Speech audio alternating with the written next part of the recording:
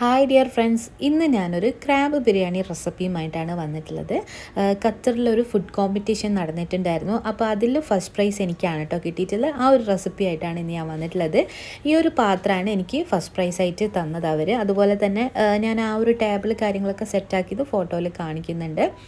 അപ്പോൾ ഈ ഒരു റെസിപ്പി എന്ന് പറഞ്ഞാൽ വളരെ എളുപ്പത്തിൽ നല്ല ടേസ്റ്റിൽ തന്നെ നമുക്ക് തയ്യാറാക്കി എടുക്കാൻ പറ്റും. അടിപൊളി ടേസ്റ്റ് തന്നെയാണ് കേട്ടോ. അപ്പോൾ എങ്ങനെയാണ് ഈ ഒരു ക്രാബ് ബിരിയാണി ഉണ്ടാക്കിയെടുക്കുന്നതെന്ന് നോക്കാം. നമുക്ക് വീഡിയോയിലോട്ടേക്ക് പോകാം.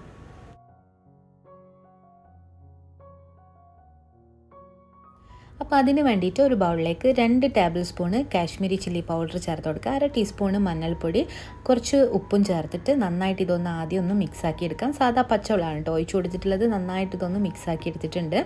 ഇതിലേക്ക് നമുക്ക് 1 കിലോന് ഞണ്ടാണ് വേണ്ടത്. 1 കിലോ ഞണ്ട് നന്നായിട്ട് കഴുകി വൃത്തിയാക്കി എടുത്തിട്ടുള്ളതാണ്. അതിൻ്റെ ഒരു നടുഭാഗം ഉണ്ടല്ലേ, ഇറച്ചിയുള്ള ഭാഗം, അതാണ് ചേർത്ത് കൊടുക്കുന്നത്. ഈ ഞണ്ടിൻ്റെ കാലൊക്കെ ഒരു സൈഡിലേക്ക് മാറ്റി വെക്കുന്നുണ്ട് കേട്ടോ. ഇനി നമുക്ക് ഇതിലേക്ക് നന്നായിട്ട് മസാല പുരട്ടിയെടുക്കാം. ഒരു 15 മിനിറ്റ് കഴിഞ്ഞിട്ട് നമുക്കിത് കുറച്ച് ഓയിലൊന്ന് ഫ്രൈ ചെയ്തെടുക്കാം.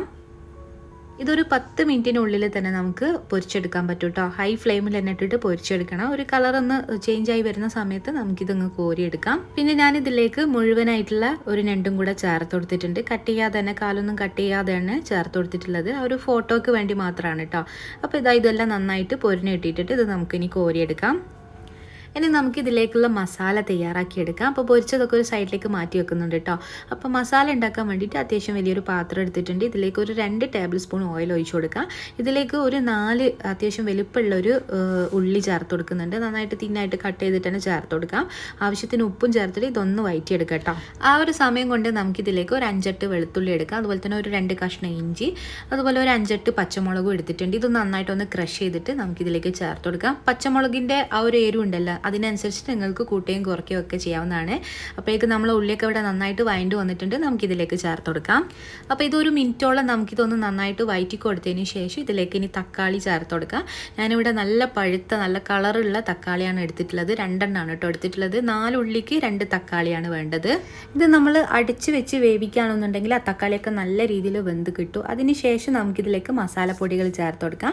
ഞാനിവിടെ ഒരു 1/2 ടീസ്പൂൺ മുളക് പൊടി, അതുപോലെ തന്നെ ഒരു 1/4 ടീസ്പൂൺ മഞ്ഞൾപ്പൊടി, ഒരു 1/2 ടീസ്പൂണ് മല്ലിപ്പൊടി, അതുപോലെ തന്നെ ഒരു 1/2 ടീസ്പൂണ് ഗരം മസാലയും കൂടെ ചേർത്ത് കൊടുക്കുന്നുണ്ട്. എന്നിട്ട് ഇതൊന്ന് നന്നായിട്ടൊന്ന് മിക്സ് ആക്കിയിട്ടെടുക്കാം. 1 മിനിറ്റ് കഴിഞ്ഞതിന് ശേഷം നമുക്കിതിലേക്ക് മല്ലിയിലയും അതുപോലെ പുതിനയിലൊക്കെ ചേർത്ത് കൊടുക്കാം. ഒന്നും കൂടെ നന്നായിട്ട് ഇളക്കി കൊടുക്കാം. ഇനി നമുക്ക് നേരത്തെ പൊരിച്ച് വെച്ചിട്ടുള്ള ആ ഒരു ഞണ്ടൊക്കെ ഇതിലേക്ക് ഇനി ചേർത്ത് കൊടുക്കാം. അപ്പോൾ ഫ്ലെയിം ഒന്ന് കുറച്ച് വെച്ച് കൊടുത്തിട്ട് നമുക്കിതിലേക്ക് ചേർത്ത് കൊടുത്തിട്ട് നന്നായിട്ട് ഇതൊന്ന് മിക്സ് ആക്കിയിട്ടെടുക്കാം. ലാസ്റ്റായിട്ട് നമുക്ക് ഇതിലേക്ക് ഒരു പകുതി നാരങ്ങയുടെ ജ്യൂസും കൂടെ ഒഴിച്ചു കൊടുക്കുക. എന്നിട്ട് ഫ്ലെയിമൊക്കെ ഓഫ് ചെയ്തിട്ട് ഇതൊരു സൈഡിലേക്ക് മാറ്റി വെക്കുന്നുണ്ട്. ഇനി നമ്മൾ നേരത്തെ മാറ്റി വെച്ചിട്ടുള്ള ആ ഒരു ഞണ്ടിൻ്റെ കാല് കുറച്ച് വെള്ളത്തിലൊന്ന് വേവിച്ചെടുക്കുന്നുണ്ട് കേട്ടോ. അപ്പോൾ ഈ ഒരു വെള്ളം നമ്മൾ റൈസ് വെക്കുമ്പോൾ അതിൽ ആഡ് ചെയ്യാനുള്ളതാണ്. അപ്പോൾ നല്ലൊരു ഫ്ലേവർ ആയിരിക്കും ഞണ്ടിൻ്റെ ഒക്കെ. അപ്പോൾ ഇതുപോലെ ഇങ്ങനെ ഒരു 10-15 മിനിറ്റ് കൊണ്ട് തന്നെ നമുക്കിത് നന്നായിട്ട് ഇതിൻ്റെ കളറൊക്കെ മാറി വരും. അപ്പോൾ നമുക്ക് ഫ്ലെയിം ഓഫ് ചെയ്തിട്ട് ഇത് ഒരു സൈഡിലേക്ക് മാറ്റി വെക്കാം. ഇനി നമുക്ക് ചോറ് വയ്ക്കാനുള്ള അത്യാവശ്യം വലുപ്പമുള്ളൊരു പാത്രം തന്നെ എടുക്കുക. അതിലേക്ക് നമ്മൾ ഈ ഒരു വെള്ളം ഉണ്ടല്ലോ, ആ ഒരു ഞണ്ടിൻ്റെ ആ ഒരു വെള്ളം ഒന്ന് അളന്ന് ഒഴിക്കുക. അപ്പോൾ ഞാൻ ആ ഒരു അരി എടുത്തിട്ടുള്ള ആ ഒരു കപ്പിൽ തന്നെയാണ് ഇത് അളന്ന് ഒഴിക്കുന്നത്. അപ്പോൾ ഇത് ഏകദേശം ഒരു 3 കപ്പോളം വന്നിട്ടുണ്ട് കേട്ടോ. അപ്പോൾ ബാക്കിയുള്ളത് നമ്മൾ സാധാ പച്ചവെള്ളമാണ് ഇതിലേക്ക് ചേർത്ത് കൊടുക്കേണ്ടത്. അതും കൂടെ ചേർത്ത് കൊടുത്തിട്ട് നന്നായിട്ട് ഇതൊന്ന് തിളപ്പിച്ചെടുക്കുക. മൊത്തത്തിൽ ഇത് 6 ഗ്ലാസ് വെള്ളമാണ് കേട്ടോ ഇതിലേക്ക് ഒഴിച്ചു കൊടുത്തിട്ടുള്ളത്. ഇനി ഇതിലേക്ക് നമ്മൾ കുറച്ച് സ്പൈസസും അതുപോലെ തന്നെ കുറച്ച് കറിവേപ്പിലയും നെയ്യും ഒക്കെ ചേർത്ത് കൊടുക്കുന്നുണ്ട്. 2 ടീസ്പൂൺ നെയ്യാണ് കേട്ടോ ചേർത്ത് കൊടുത്തിട്ടുള്ളത്. എന്നിട്ടിത് ആവശ്യത്തിന് ഉപ്പും ചേർത്തിട്ട് നന്നായിട്ടൊന്ന് തിളപ്പിച്ചെടുക്കാം. ഇനി നമുക്കിതിലേക്ക് കഴുകി വൃത്തിയാക്കി വെച്ചിട്ടുള്ള അരി ചേർത്ത് കൊടുക്കാം. ഞാനിവിടെ ജീരകശാല റൈസാണ് കേട്ടോ എടുത്തിട്ടുള്ളത്. അതൊരു 3 കപ്പോളം എടുത്തിട്ടുണ്ട്. അതിന് വേണ്ടിയിട്ട് 6 കപ്പ് വെള്ളമാണ് ഇതിലേക്ക് ഒഴിച്ചു കൊടുത്തിട്ടുള്ളത്. ഇത് നമുക്ക് ഹൈ ഫ്ലെയിമിൽ തന്നെ ഒന്ന് വേവിച്ചെടുക്കാം. അതിന് ശേഷം ഇതുപോലെ ഇങ്ങനെ വെള്ളമൊക്കെ വറ്റി വരുന്ന സമയത്ത് ചെറിയ തീയിലേക്ക് മാറ്റി വെച്ച് കൊടുക്കാം. ഒന്നങ്ങ് നന്നായിട്ട് ഇതുപോലെ അങ്ങനെ ഒന്ന് മിക്സ് ആക്കി കൊടുക്കണേ. ഒരു 10 മിനിറ്റിനുള്ളിൽ തന്നെ നമുക്ക് ഈ ഒരു ചോറൊക്കെ നന്നായിട്ട് വെന്ത് കിട്ടും. ഇനി നമുക്ക് ഇതുപോലെ അങ്ങനെ ആ ഒരു മസാലയിൽ ഒന്ന് ദമ്മിട്ടെടുക്കുക. അപ്പോൾ മസാലയിൽ ഇതുപോലെ കുറച്ച് മല്ലിയിലയും പുതിനയിലൊക്കെ ആദ്യം ഇട്ട് കൊടുത്തിട്ടുണ്ട്. ഇനി പിന്നെ നമ്മൾ സാധാരണ എങ്ങനെയാണോ ദമ്മിടൽ അതുപോലെ തന്നെ ചേർത്ത് കൊടുക്കുന്നുണ്ട്. ഞാൻ ഇതിലേക്ക് ഉള്ളിയൊന്നും ഫ്രൈ ചെയ്തിട്ട് ചേർത്ത് കൊടുക്കുന്നില്ല കേട്ടോ.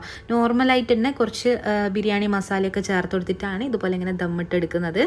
അപ്പോൾ ഞാനിവിടെ 2 ലെയറായിട്ടാണ് കേട്ടോ ഇത് ദമ്മിട്ട് എടുക്കുന്നത്. ഇതിന് ശേഷം നമ്മൾ ഫോയിൽ പേപ്പറൊക്കെ വെച്ചിട്ട് ഇതുപോലെ ഇങ്ങനെ കവർ ചെയ്തിട്ട് അടിയിലൊരു പാൻ വെച്ച് കൊടുക്കുക. അത്യാവശ്യം കട്ടിയുള്ളൊരു പാൻ തന്നെ വെച്ച് കൊടുക്കണം കേട്ടോ.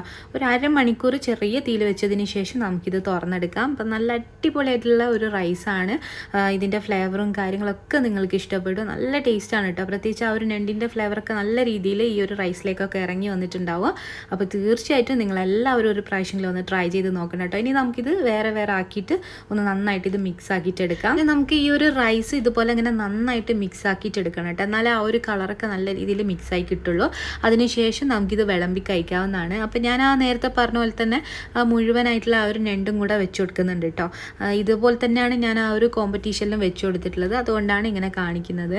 അപ്പോൾ തീർച്ചയായിട്ടും നിങ്ങളെല്ലാവരും ട്രൈ ചെയ്ത് നോക്കുക. നല്ല ടേസ്റ്റി ആയിട്ടുള്ള ഒരു റൈസാണ്. എല്ലാവർക്കും ഇഷ്ടമാവും. അപ്പോൾ ഈ വീഡിയോ നിങ്ങൾക്ക് ഇഷ്ടമായിട്ടുണ്ടെങ്കിൽ ലൈക്ക് ചെയ്യാനും ഷെയർ ചെയ്യാനും ഒന്നും മറക്കരുത്. ഇതുപോലത്തെ നല്ല നല്ല റെസിപ്പികളുമായിട്ട് വീണ്ടും കാണാം. താങ്ക്